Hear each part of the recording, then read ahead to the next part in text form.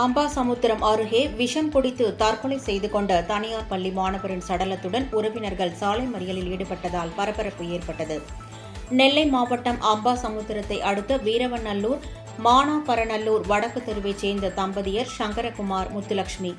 இவர்களுடைய மகன் சபரிகண்ணன் வீரவநல்லூரில் உள்ள தனியார் மெட்ரிகுலேஷன் பள்ளியில் 10ஆம் வகுப்பு படித்து வந்தார். இந்நிலையில் சபரிகண்ணனை பள்ளி ஆசிரியர்கள் கண்டித்ததால் விரக்தி அடைந்த சபரிகண்ணன் கடந்த 7ஆம் தேதி காலை பள்ளி நுழைவாயில் அருகே மறைத்து வைத்திருந்த களைக்கொல்லி மருந்தை குடித்துவிட்டு பள்ளிக்குள் சென்றுள்ளார். சிறிது நேரத்தில் மயங்கி விழுந்த சபரிகண்ணனை ஆசிரியர்கள் மீட்டு சேரன்மாதேவி அரசு மருத்துவமனையில் அனுமதித்தனர். பின்னர் மேல் சிகிச்சைக்காக மதுரையில் உள்ள ஒரு தனியார் மருத்துவமனைக்கு அவரது உறவினர்கள் கொண்டு சென்றனர். அங்கு சிகிச்சை பலனின்றி சபரிகண்ணன் நேற்று காலை உயிரிழந்தார். இதனால் ஆத்திரமடைந்த உறவினர்கள் வீரவநல்லூர் காவல் நிலையம் எதிரே நெல்லை அம்பை பிரதான சாலையில் சடலத்துடன் மறியலில் ஈடுபட்டனர்.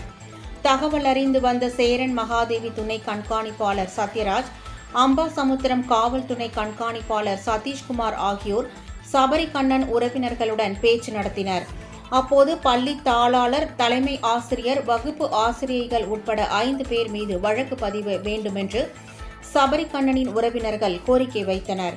இதுகுறித்து உரிய நடவடிக்கை எடுக்கப்படும் என அதிகாரிகள் உறுதி அளித்ததை அடுத்து அனைவரும் கலைந்து சென்றனர். இந்த மறியல் போராட்டத்தால் அப்பகுதியில் போக்குவரத்து பாதிக்கப்பட்டது.